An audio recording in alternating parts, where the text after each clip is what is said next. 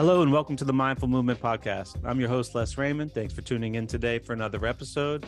I got to speak with Kate Deering today. Kate wrote the book, How to Heal Your Metabolism. I personally have been on a pro-metabolic kick for some time now, and I'm really enjoying what I'm getting out of it. This book has played an integral role and provided me with some really important tips to help me just continue to progress in a way that my body is really showing up better for me. And I am very appreciative that she took the time to chat with me. I enjoyed it, and I hope you do too. Kate Deering, thanks for joining me on the Mindful Movement Podcast. Thanks for having me, Les. Super happy to be here. So you're into nutrition, to say the least. I read a book called How to Heal Your Metabolism that you wrote. I did. I kind of binged through it pretty quickly, and I thought it was fantastic. Thank you for writing it. Well, thank you. It was some effort. You know, no one ever tells you writing a book is like having 3 babies at one time. Gotcha. Yeah, I'm sure. I have not dipped my toe in that process. Probably won't. But yeah, over the years, I've been working with folks, and along the way of trying to learn how to play a bigger role in my own sense of well-being, trying to guide others through that. And there's so many times where it just seems to come back to food.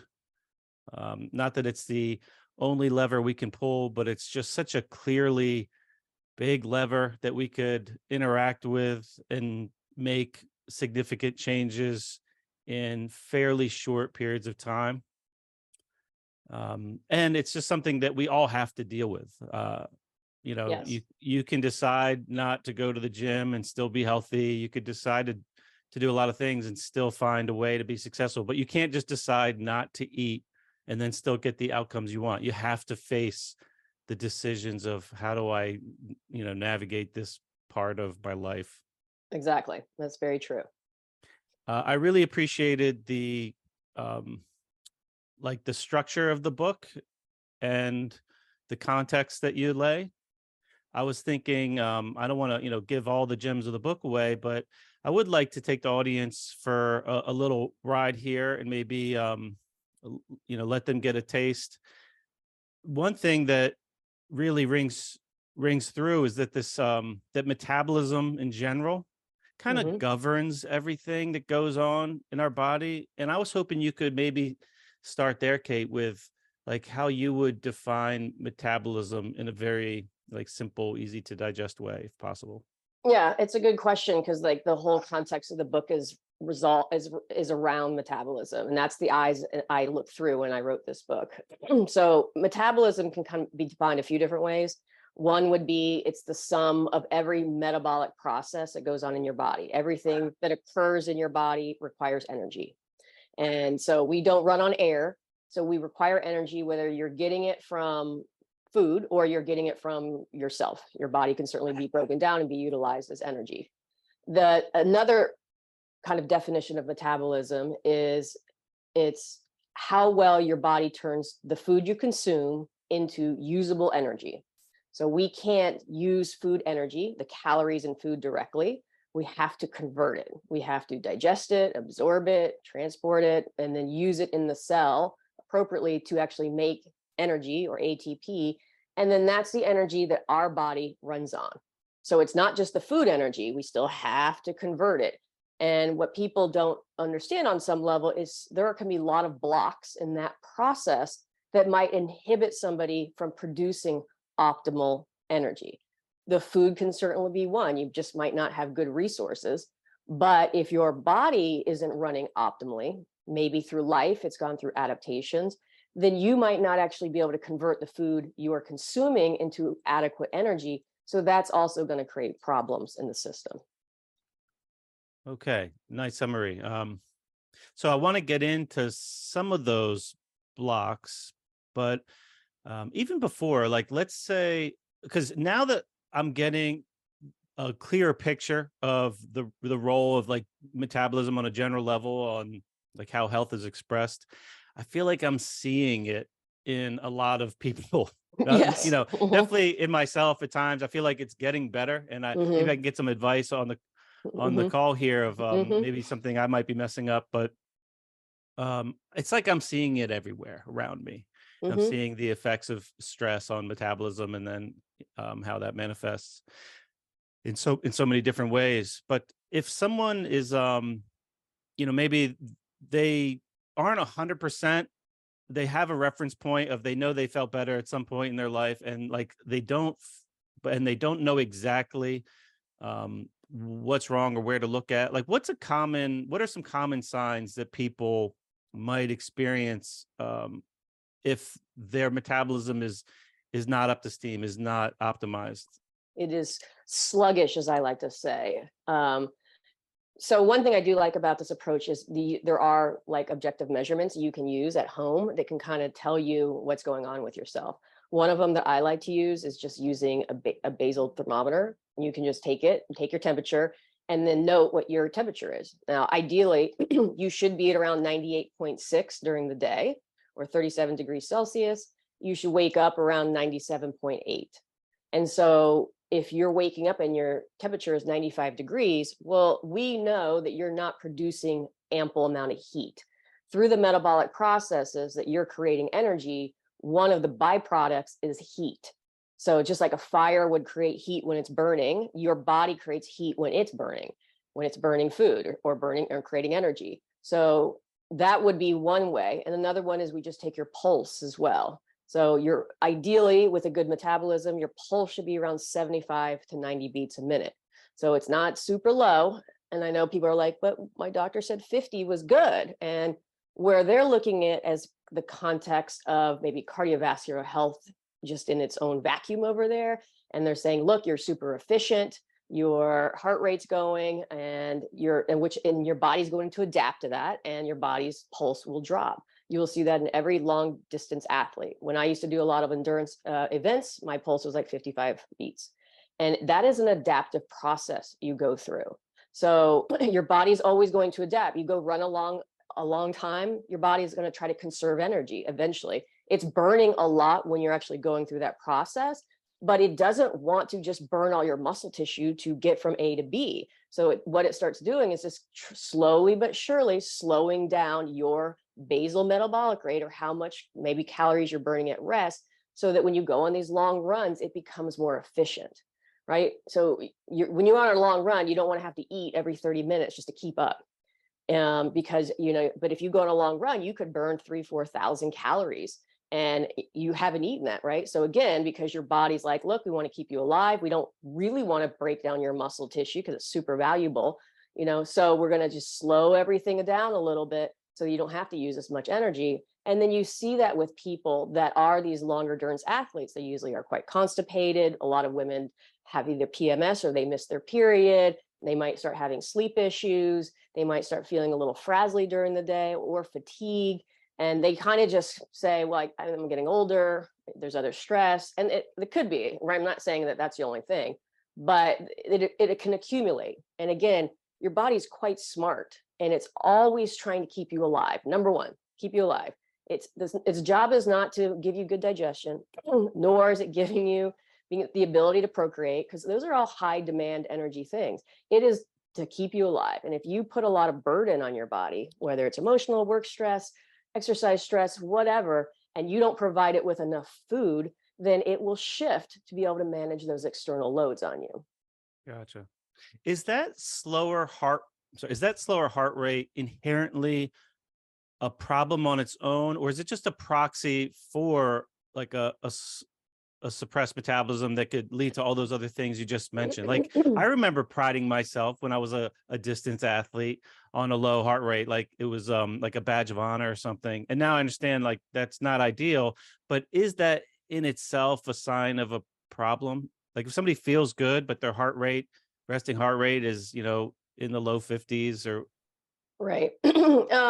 It's probably, to look at that variable independently, it would be challenging. If I met with someone and had a lower heart rate, but every other metabolic marker was good, then it wouldn't be something I'd worry about. I don't think any marker should be taken independently and establish your health, right? You shouldn't be like that one thing. Same thing like blood sugar. You shouldn't just take your blood sugar and go, oh, it's a little high. My God, I need to never eat carbs again. And we do that in our space, right? We all obsess over this one new thing, and then We make every decision based on that one thing. And I'm like, look, there are other markers that you can pay attention to that are all run with a healthy metabolism. And those are good sleep, right? So sleep should definitely be taken into consideration. Those are having a bowel movement at least once a day, and formed stool. That's urinating 5 to 6 times a day. I meet people that are urinating like 25 times a day. So that's a little obsessive. Having good hair and skin and just mood. All of those are signs of how well your metabolism is running. Essentially everything, every symptom in your body is a sign because there's some sort of breakdown happening. That system isn't getting adequate energy to run itself. And when I hear from people like, well, I have 50 pounds to lose, I have plenty of energy on me. And I'm like, yes, I get that. But it's always about, is your body capable of utilizing this appropriate energy to make energy for you to use? And if you've already adapted to a lower metabolic rate because of all the stress and so forth, or poor eating or skipping meals, and then you accumulate body fat, now you're operating at a lower level. And so again, your body's going to try to conserve energy. And so that when you eat, it won't burn as much, it conserves. So now you find you can't eat as many calories or this food, and you still gain weight.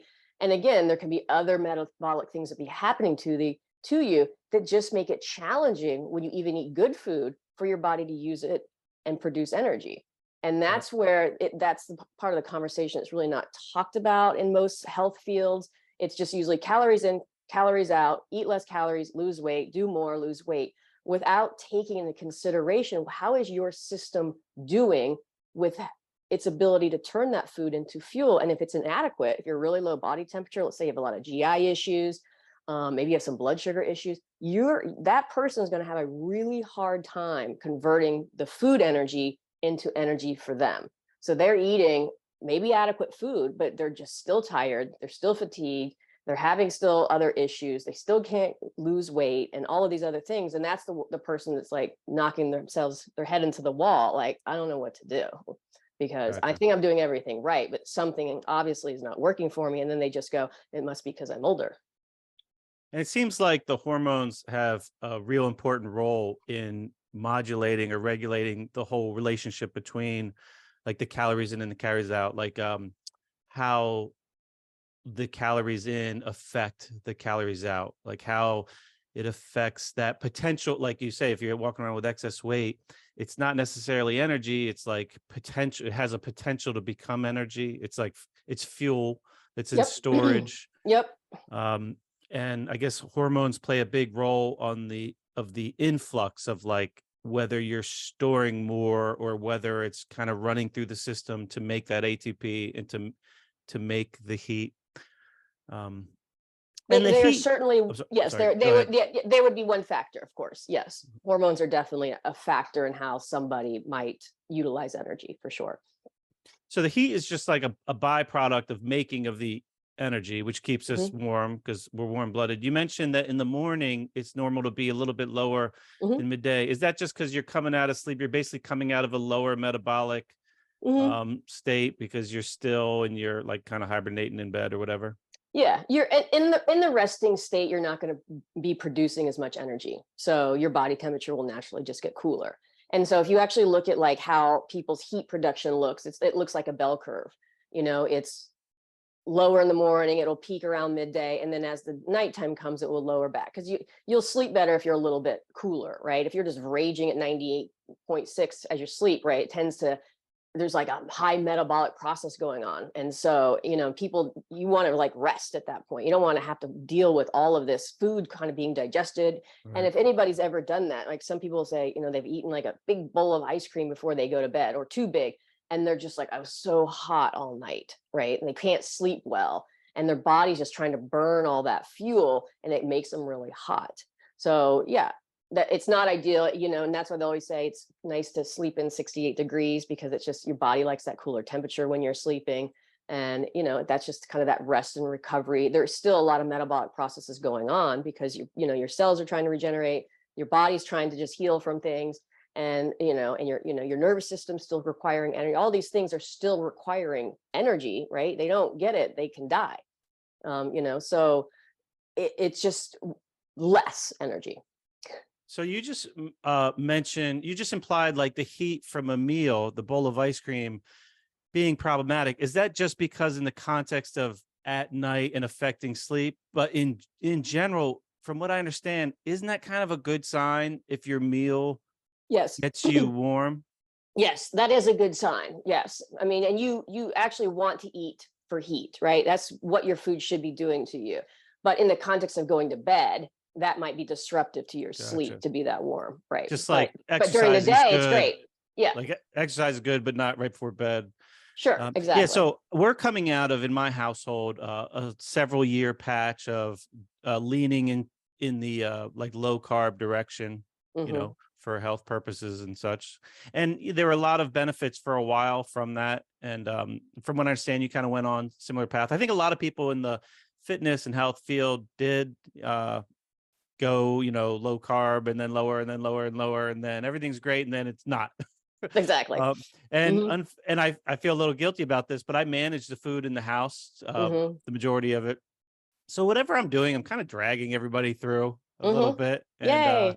which definitely a little guilt and shame associated with that. But like so now I've a child who has notoriously been I don't know, kind of like cold hand and feet. Hmm. And then we're introducing a lot more sugar, Mm. and which has been a fun ride. Hmm. I'm no longer a skeptic of it, but Hmm. and there's been multiple times where my child has like had something, and then like it's just, I'm really warm right now. And Hmm. my take, from what I understand, is like great, like Hmm. you know, d- uh snapshot that data point. That's Hmm. useful. Hmm. Um and you know, I have vilified sugar for quite some time, and now I'm seeing the same kind of things with like all the people that I was encouraging to keep sugar down, Hmm. like similar things. And now it's like I'm going back on my word in a way, and I have to like, I'm learning new things, and it's really interesting. Please Hmm. learn with me. Hmm.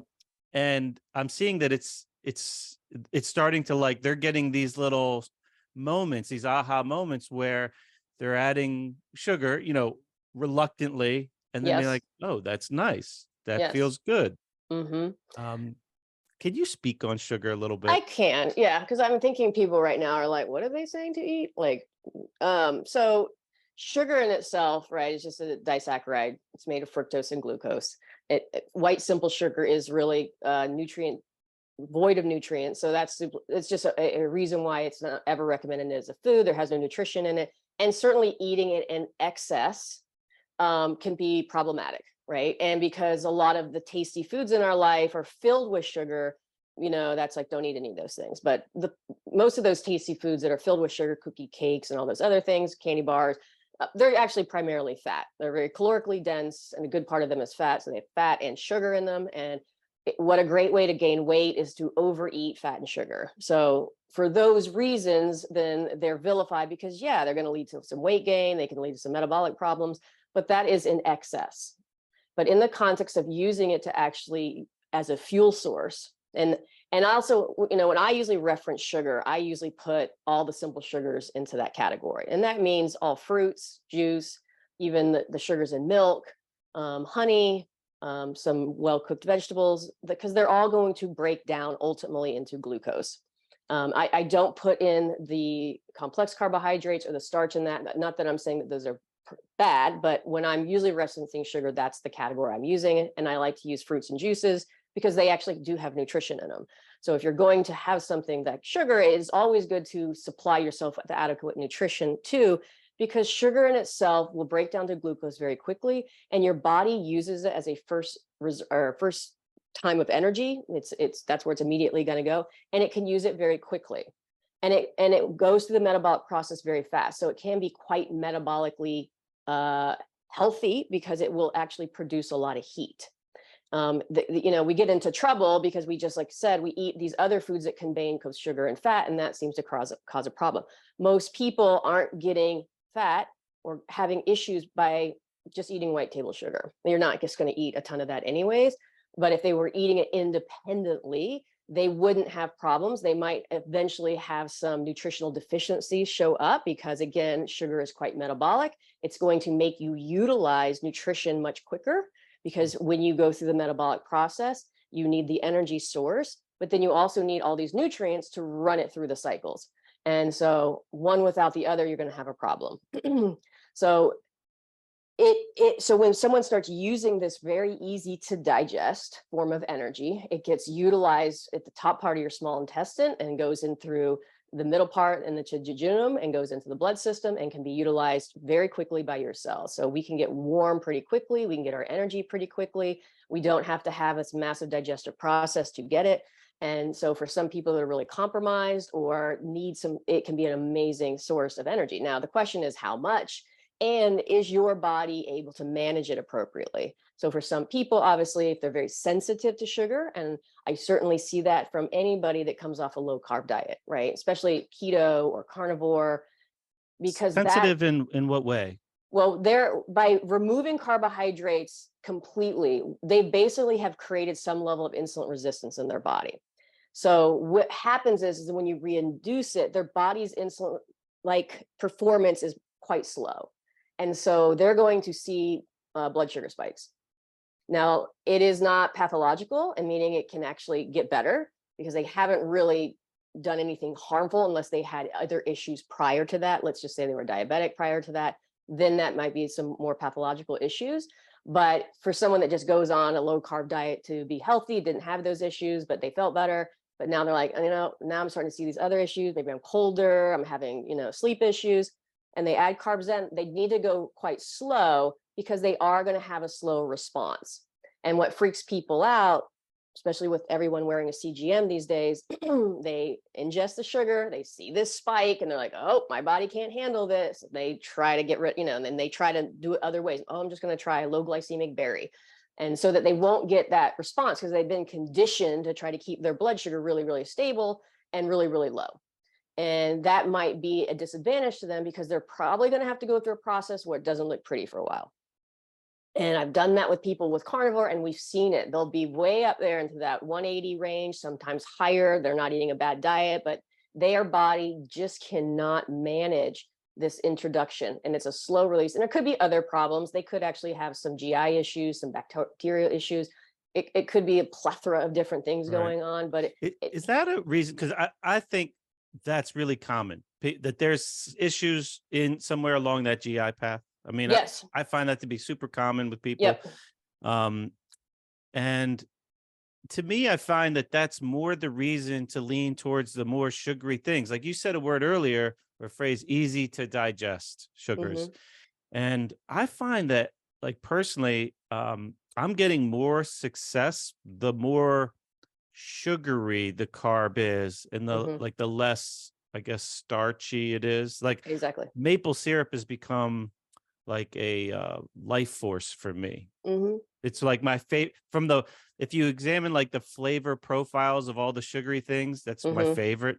And it's great. And I know that, like you mentioned earlier, the more sugar you have, the more micronutrients, vitamins and minerals, I guess, to run that system.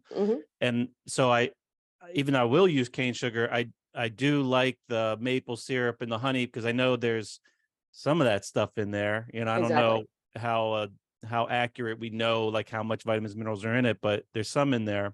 But what I've noticed is that idea of it being digested earlier in the small intestine and like letting the rest of the GI tract just chill out and rest seems to be more supportive overall than trying to get the carbs from even like fruits, things that would be considered like health food, or vegetables. I've dramatically cut those back for some time now, but it's an interesting tool to lean on, that in many cases, when people feel like there is room for improvement in their gut, it might be reason to lean on the more sugary things even more.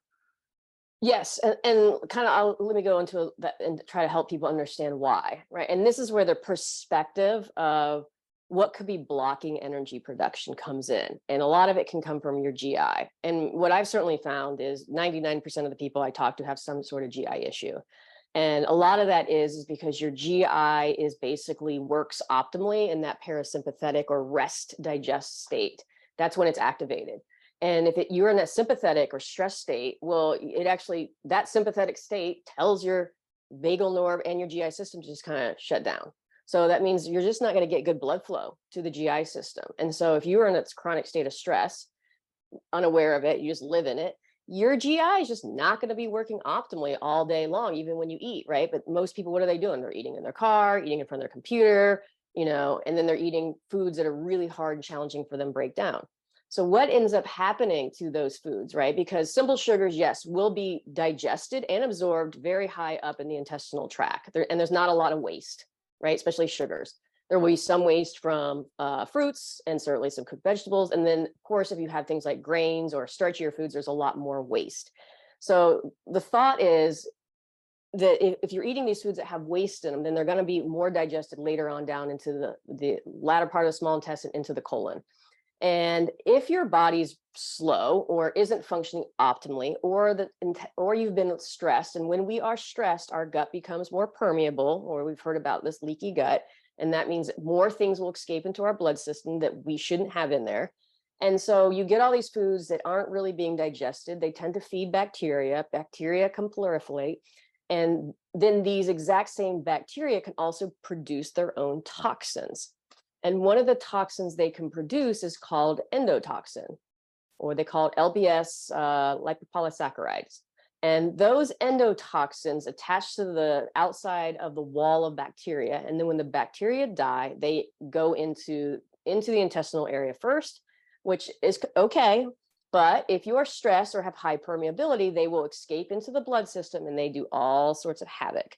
To go to the extreme level, that is what septic is, right? When someone becomes septic and the organs shut down and everything stops working, that is all driven by these levels of toxins from your bacteria. The next level down would just be an endotoxemia.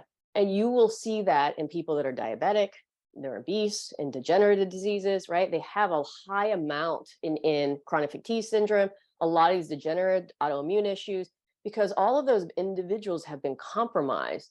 And when you are compromised, your GI system gets the brunt of it solely because the blood flow goes away from your GI when you are stressed.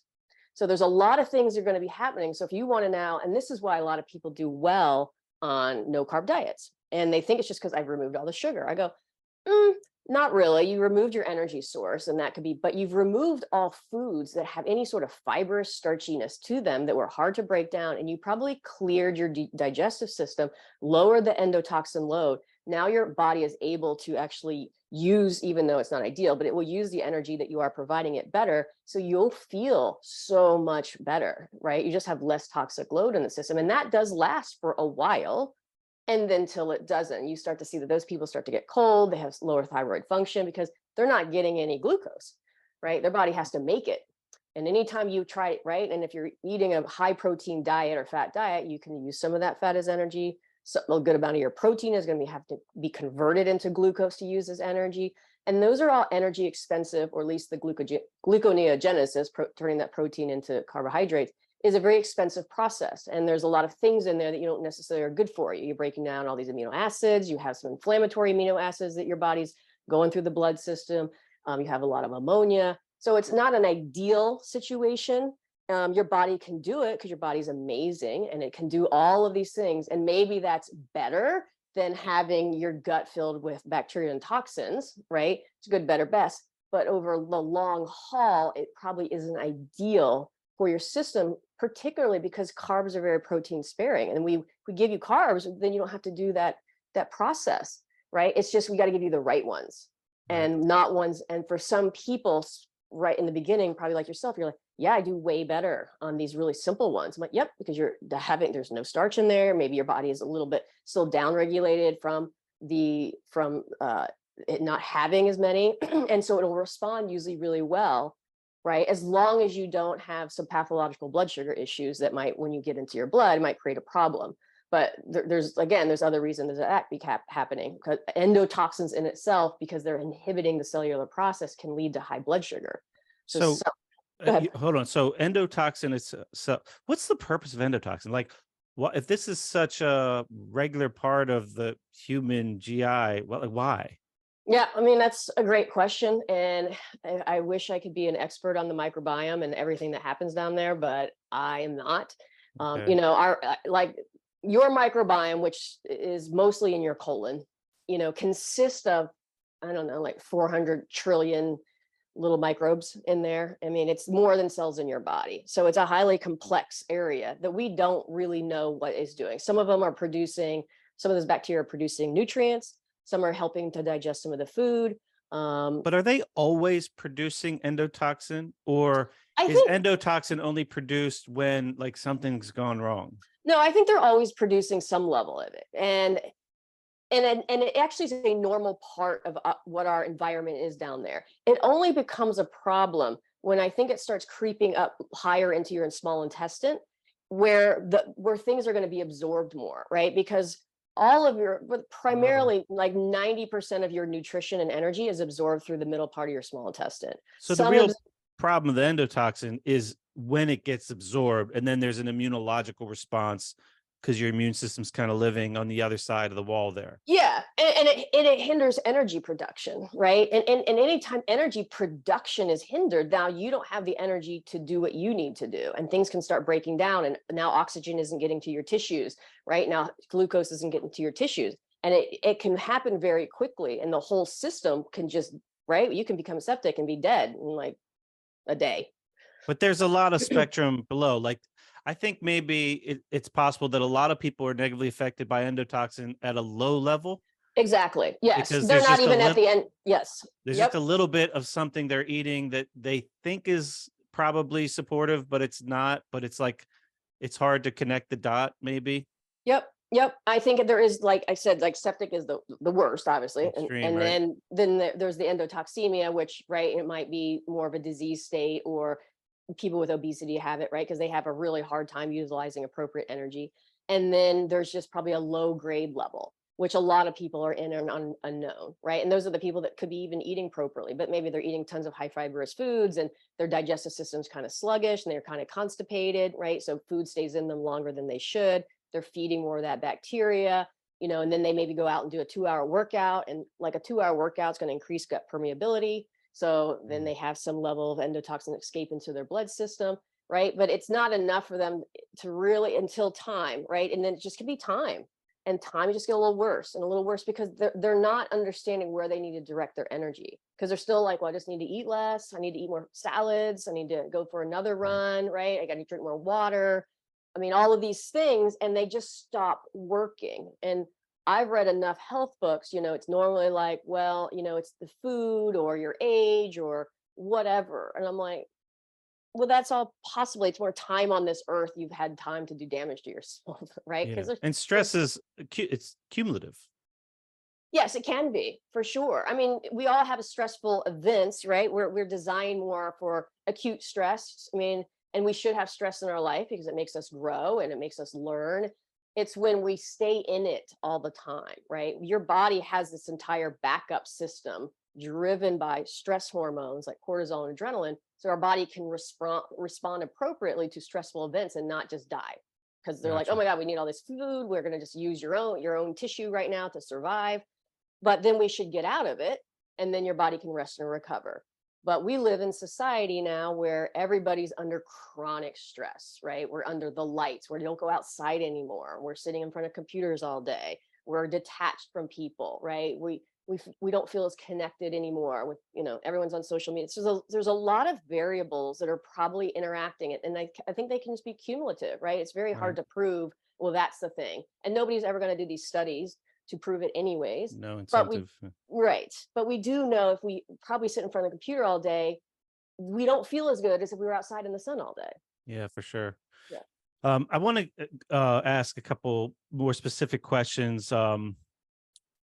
So I've been diving in a little bit to the collagen and gelatin a lot Mhm, more since reading your book. mhm. I've been this has been a really uh cool new thing in my household. I'm making marshmallows, Okay. which Yeah. are surprisingly easy, Hmm. and to get more gelatin in the diet, not just for me, but my friend. It's very easy to get your loved ones to eat marshmallows if Yeah.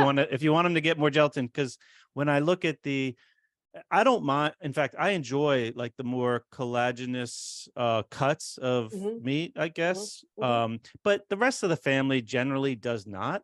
Right. But marshmallows are a very easy sell. Yes. and, Yeah. and I was And if you haven't done gummies yet, that's also an easy sell. Making your own okay. like gummy bears or gummies, and they're so easy to make, right? So and you can make Jello, but then gummies, and you can just pop them in, and yes, Yeah. no one has a problem eating those Well, either. the marshmallows have been the fan favorite locally, and it's so easy. Like you make a simple syrup. I mean, I could do it in like less than 10 minutes. I get the Hmm. KitchenAid out. I take a half a cup of water, put half of it in the KitchenAid, and the other half in a saucepan and heat it up. Add like a cup of sugar to that, which blew my mind, by the way, at first. I thought it was a misprint in the recipe when they Hmm. said put a cup of sugar into a half a cup of water. Hmm. And I thought, how's that even possible? Hmm. But it It melts is. it down. It Yeah. it's just easy. Hmm. And then you put the gelatin in the water, in the other cold water, wait for a few minutes, and then you just mix it all. Yep. Turn the thing on, walk away, come back 10 minutes later, and you have like the best marshmallows you'll ever have. And then I add a little maple syrup to get like the flavor of the maple Hmm. syrup. Yep. Um, it's interesting too, because I think when you visually, the thing with sugar, it's like visually throws us off to what's actually there. Like that, for instance, I would have generally thought a cup of sugar is just an insane amount of sugar. But Hmm. when you compare it to the number of calories of carbohydrate you need for the day, like someone my size could have a cup of sugar and it only be like half the carbs you need for the day. And then you need to do it again tomorrow. And again, it's like that perspective is it's kind of a mind fuck. I mean, it's like I'm looking at, I used to look at a teaspoon of sugar, and if I put it in a cup of coffee, the second teaspoon would carry a ton of guilt with it. Like, I'm going to Hmm. get diabetes with the second teaspoon. And Hmm. then I'm like, when you do the math and say, well, how many carbohydrates does your body really want to optimize your lifestyle? So not just the being alive part, but the fact that you like to work out pretty much every day, you like to Hmm. go for walks, and you like to be active and, chop wood outside or whatever. Hmm. It's like, you need a lot. And Hmm. when you look at it, it's like, that's a lot of sugar. Hmm. And then when I see how it just disappears into a half a cup of water, I'm like, oh, it kind of makes it, you see that it's not what you thought it was in a way, Hmm. the way it disappears. Um, but yeah, been making marshmallows, but that was a little sidetrack there. What I was hoping to do is, one, I don't really understand the difference of the collagen and the gelatin. And I'm not really clear. And I'd like to convey to the listeners what the benefits are for that. And see, the impression I got from you is that like the more meat you eat, the more that stuff you want to have for some type of balancing process. Can you dive into that a moment? Hmm. So collagen and gelatin usually come from like a bone broth. You usually create some sort of uh, gelatinous substance from that, and it's coming basically from the collagen of the tissue, right? So it's basically produced from the skin or the connective tissue, and so if you were actually going to make a broth and you had these really dense meats that had all these collagen on them, then that would basically break apart and it would go into the water and it would give you collagen. And there's just a lot of health benefits from it. It's supposed to be really great for your GI, but it's filled with amino acids. So it is a protein, but it doesn't have all the amino acids. It's not a complete protein. So it lacks in things like tryptophan, histidine, methionine, and cysteine. And all of those, as we age, we don't need as much of. And so the belief is that some diets in out there that have shown to be inflammatory, like, so a lot of times people that eat a high meat diet because they're eating high amounts of these kind of inflammatory amino acids, which we have studied independently, that if they actually and it's just a either lower meat diet that doesn't have as many of these inflammatory amino acids, or also add bone broth in there because bone broth is void of those amino acids, and eat it in a combination with the meat that might have it, it has better benefits for your system, and it isn't quite as inflammatory for the system, and it just kind of supports gut health. It's also high in the amino acid glycine, which glycine has lots of data in that it helps with sleep. It can help with blood sugar. It can help with skin health. It can help with growth of your nails and hair. So there's a lot of benefits of taking it. The differences between collagen and gelatin, and I always say, is like, look, bone broth is the least amount of processed, right? It's kind of coming from that. And then you have the gelatin, which is in some level been hydrolyzed and dried into a powder, but that gelatin can be used to gel things, meaning if you put gelatin into marshmallows, it's going to make it jelly or jello, right? It's going to give it that gelatinous substance. The collagen has been broken down once more. We call it hydrolyzed collagen or collagen peptides, and then that will not gel. So I would use that more for like smoothies or, putting in some sort of cold substance, because it's not going to create a gelling substance, and you could have it in there, still get some without it turning into a slush.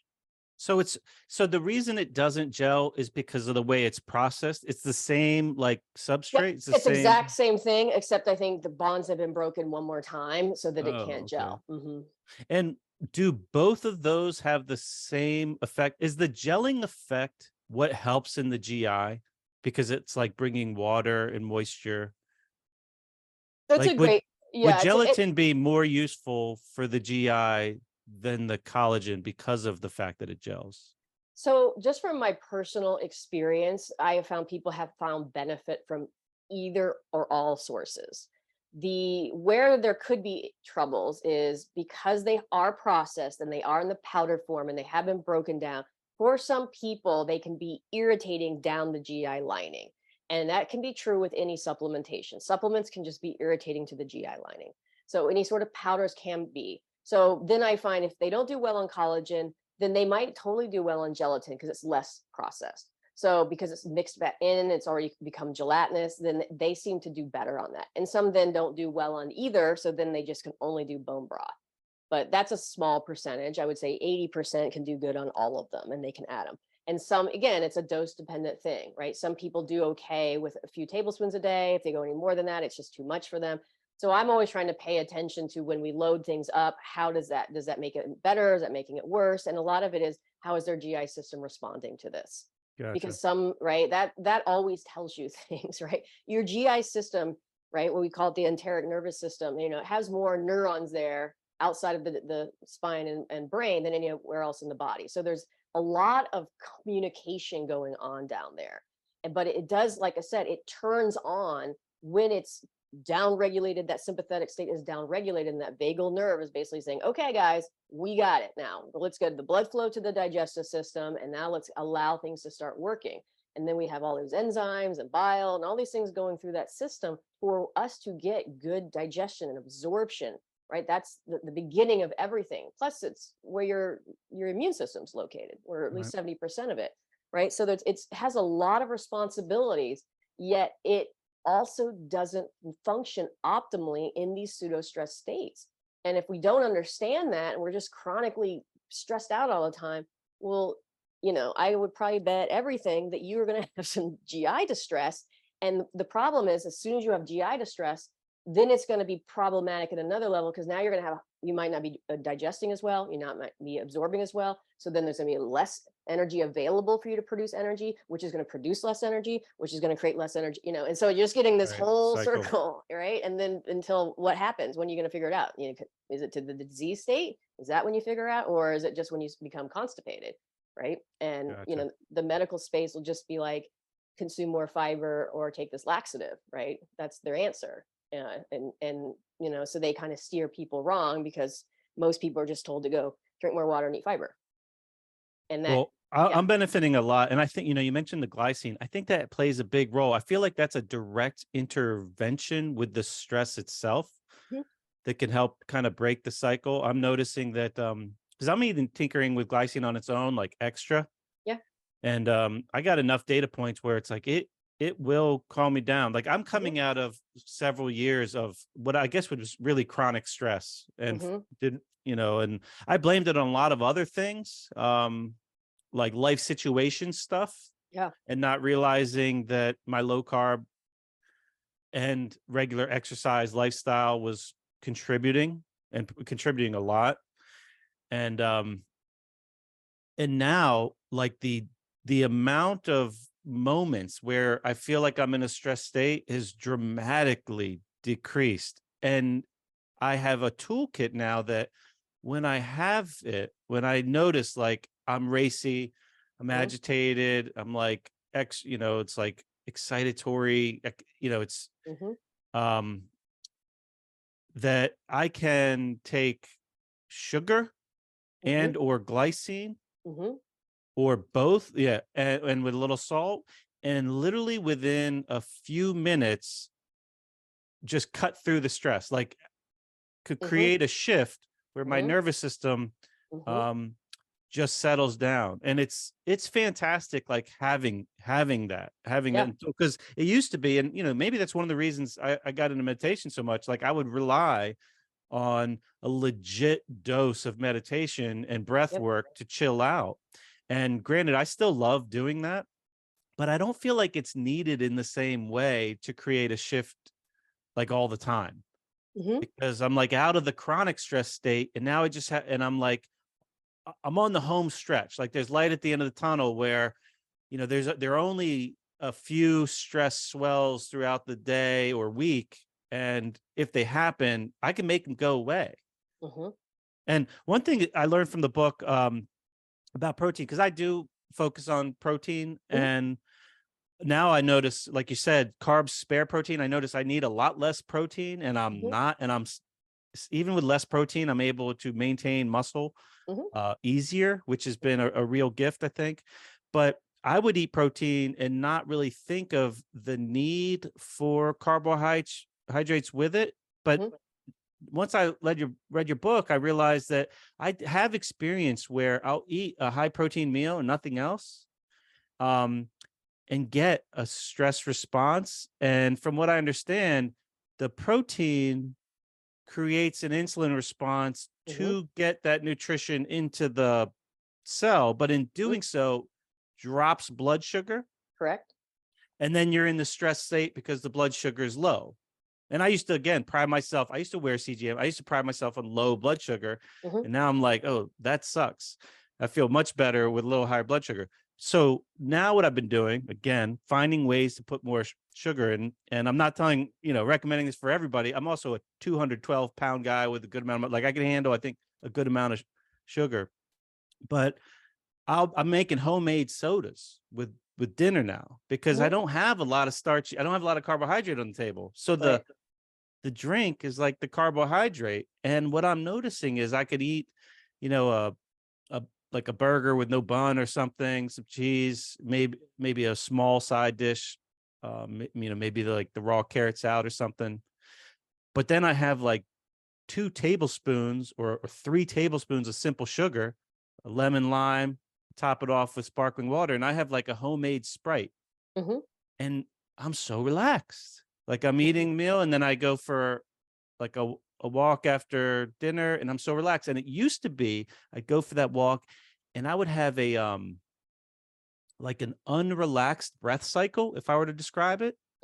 Not like I was holding my breath, but like my exhales I was never experiencing a relaxation phase of my breath. And now it's gone. And to me it's obvious. It's the sugar. It's like you're not having that stress response 20 minutes after your meal because you have sugar there to maintain that blood sugar. And it's been great.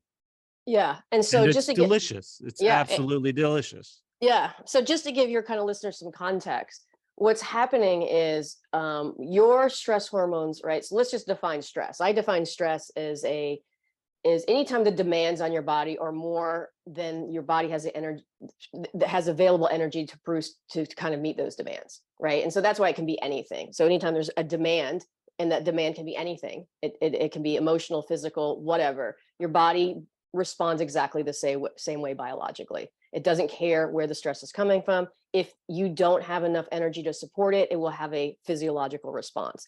That physiological response is when your stress hormones, predominantly glucagon, adrenaline, and cortisol, start to elevate. And their jobs are to raise your blood sugar so that you have enough fuel to meet those demands, right? If your blood sugar gets too low, you die. So it's a very tightly regulated property of your body that needs to be managed appropriately. And that's why you have these backup hormones to basically convey to your body, hey, break some tissue down or release glycogen from your liver and muscles so that we can support the system. And so that's their job. And so if you use that backup system to elevate blood sugar, it's going to stay elevated either until the demand goes away or until you actually give yourself some exogenous carbohydrate source to lower those stress hormones back down. Because as soon as the body's like, okay, he's giving me something, and right, and that's one of the points of giving simpler sugars. I usually would give, like, if going onto your soda, like I make a soda with orange juice, half sparkling water, half orange juice. Again, because I do want to have some mineral sources when I'm making it. I like your Sprite example, but that way that and those will be digested really quickly into the system, right? The top part of your small intestine, they get in there, and then they're going right to the cells, and then they're going to communicate, and they're saying, "Oh, stuff's coming in, lower the stress hormones down," and that's why you are feeling relaxed, because like your body's like, "Okay, we need something, and now he's giving it to me, so now I'm going to feel much calmer, much more relaxed, and so forth," right? And yes, and then when you do eat meat independently of itself, because meat cannot regulate blood sugar, it's protein, right? But protein will have an insulinic response, right? Insulin is the hormone that gets sugar and takes it out of the cell. It does the same thing for protein. So if insulin raises and you don't have a lot of carbohydrates in your blood, it will initially create a low blood sugar response. Your body is so quick, though, to that response that it will start breaking down protein pretty quickly to keep it regulated. So usually on a CGM, you don't really see the dip, right? And just because you don't see the dip, because people are like, with my CGM, I ate protein, it's stable, right? There was no dip. And I'm like, yes, because your body has already been like communicating, break down protein, compensating, elevate it. Yes. And the fact that you just had it stable tells me, well, you're getting that response, because if you didn't, it would drop, right? Your body's immediately going into breaking it down, right? And that is it's going to come by elevating these other hormones, right? Gluconeogenesis does not happen unless you are in a stress response, right? Stress state. Yes. And so, and again, it's totally great. It can work. It can work for quite a long time, right? And for some people, it's certainly going to feel a lot better depending on their past situation. But we have to understand why it's happening, and is that the best response to happen to your body's physiology. Now, again, if your body has some pathological states at this point, whether you're pre-diabetic, you're diabetic, you have some other issues, certainly not wise to go and just start consuming a bunch of sugar. It's going to whack you out. You kind of have to find out slow and steady how your body's respond. And this is a slow and steady process, especially if you've adapted to not being able to use it, right? If the last 30 years of your life have been super stressful and now you're in that pre-diabetic, diabetic state, you are not going to be fixed in a month or two. It could take years, slow and steady, but it can be done. And there's different ways to do it, but it is a just slower process, for you. And again, then you have to choose kind of what you want to do and how you want to manage it. But I think the body can come out of that space. Gotcha. I see I'm about to run out of time, and I have at least 3 more questions, so I'm going to try to choose wisely. Well, maybe you'll come back one day. Happy to. Speaking of, thank you. Going slow. Let's go with my questions related to that. One thing that I have had trouble with, because coming from like a low carb diet, I was very fat friendly, like I liked it, and I've become accustomed to eating, natural whole foods that are good sources of protein, but they come with a good amount of fat. And now that I'm adding more carbohydrates, it's definitely like put on weight, which for a while was like great. And overall, I think has been really positive. And I'd like to like put on the brakes and maybe backtrack a few pounds or so. And I'm finding it difficult to, like, I know that you can't just add a bunch of new carbs and not give up something and expect not to gain weight. Right. So I think the protein demands are a little bit more absolute than relative. Like you need what you need. That's real nutrition. I think I do need less than I used to now that I'm having carbs, but like the fat is the category that there's like where you could kind of make or break your success. And if I see these foods, like these dairy products and eggs and meats, like they all come with fat. I don't know how to successfully or significantly get the fat reduced.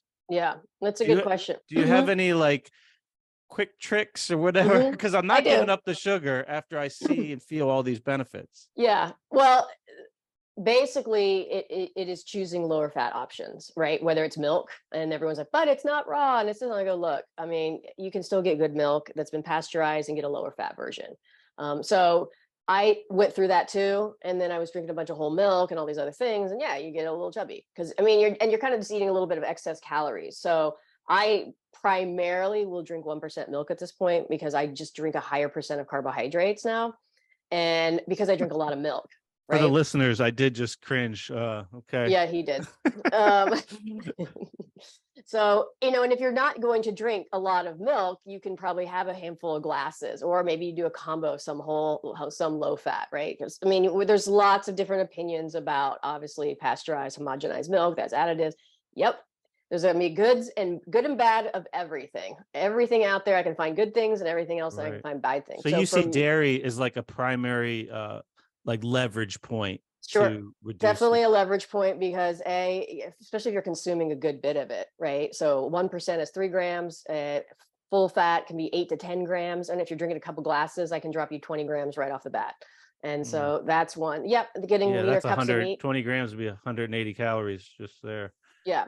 So then it would be, getting leaner cuts of meat. I get like flank and skirt steaks. Actually, those all have some collagen in them too. So you'll get a little bit of collagen when you're eating. They're little tougher cuts. But those would be meat choices. I would get lean ground beef. That would tend to eat more seafood probably, and not eat tons of red meat and move it around. Depending, I mean, I've worked with people and I've moved some people down really low because some people that have really metabolic issues do much better on lower fat. Oh, so really? We might get it down to 10 to 15%. So we've really, yes. And that can be quite challenging. But for them, that's what ends up working, and that ends up allowing them to utilize the carbohydrates better. And so as they heal, it could be better. But for a lot of those people, they respond better at that lower rate initially. Like I never tell you, go, look, the diet we are using to get somewhere, it probably won't be the diet we'll stay at. We're just using it to get through this path. And then we're going to maybe address it at some other time. But yes, and then primarily utilizing really nutrient-rich, simple carbohydrate sources is helpful, right? It doesn't sound like you're doing any starch anyways. Making sure the gut is working well, because obviously if you are still producing any sort of endotoxin, that's just going to inhibit the body's ability to utilize the energy. But making sure you have enough nutrition, right? B vitamins are very prevalent in the metabolic process, specifically with carbohydrates. Getting enough zinc, copper, all of those micro minerals, because they're needed at a high amount. So getting some beef liver and some oysters in your diet every week, those are super helpful. But and giving your body a little bit of time to just kind of adjust. Yes. But if someone you mentioned in the book, actually, sorry to cut you off there, but I think it's an important message. You said the weight loss is generally the last thing to come when you're healing the metabolism. It certainly can be, because your body's having to maybe heal the gut, heal the system, get more nutrients in, right? You might need to just get yourself out of that stress state, because when all of those things start down regulating, your body can use fuel better. And so it might not be you even have to go into a calorie deficit. You can just start using it better. Now your body's like, oh, he's giving me more. And now when I'm sleeping, I can just lose some body fat. And I've definitely seen that happen. For other people, we might eventually have to get them into a calorie deficit at some level, a very small one, to try to help kind of initiate more of a weight loss. So we kind of look at a lot of different things. But yes, I mean, as long as your temperature and pulse are doing good, you're having good bowel movements, you feel good, energy is good, I usually say stay at that place if you've been doing it for like 4 or 5 months. Like allow your body to stay there. And then if the weight's still kind of not moving, then I would probably go into a deficit and see how your body responds. And as long as you still feel good and you're sleeping well, okay, then we can assume that your body's using some of your fat as fuel to keep you going. Yeah, I'm about 5 months in, and the first 2 months was, the digestion wasn't really dialed in. And now I'd say for the last like 2 or 3 months, it's really the best digestion I've had in a very long time. Yeah. So I feel like I'm definitely on the right track. I know that that's a good indicator of overall health. Absolutely. So I need to be a little patient with myself. But you Yeah. know, the idea of 1% milk does mess with me. I have to probably get over some mental hurdles, and also you made a good point that it's not necessarily permanent; it's temporary changes. You I could get do. the whole milk too and put it in one of those containers and let it rise to the top, and right, and just drink the milk from the bottom. I don't know if you've ever used one of those. They have them. Oh, separate the. So So if you're using like raw, so yeah, it will I just am using separate it. raw. Yeah. Yeah, so that all the fat will eventually elevate, and then you can just leave the fat for other Oof, things. I don't know. I think maybe I'd rather just have less of it and prize it more. There you go. I don't know. I'll have to tinker. I did have a few more questions, so but I know you have to go. So hopefully we'll circle back around and we'll pick up where we left off. Kate, I want to thank you for giving us the time today and allowing the audience to come along for the ride here. And also really grateful that your book is out there. I think it's great. It's like my current go-to when people have questions, clients have questions about food, like just read this and then we Awesome. could chat. So I'm really glad that it's out there. If people want to learn more or if they want to work with you in person, what's the best way for them to connect? Yep. They can go to my website at katedeering.com, and I'm on Instagram and Facebook at Kate Deering Fitness. So I have lots of free information on that. On my website, I have tons of podcasts and so forth. So there's a lot of free stuff. Certainly, I always tell people to go buy my book because it'll help kind of give you some context and a better understanding this whole versus just little blips. And then, like I told you before, I'm working on a second book right now that will go more into details of just about digestion specifically and detoxification and maybe some of these blocks that might be hindering the energy production.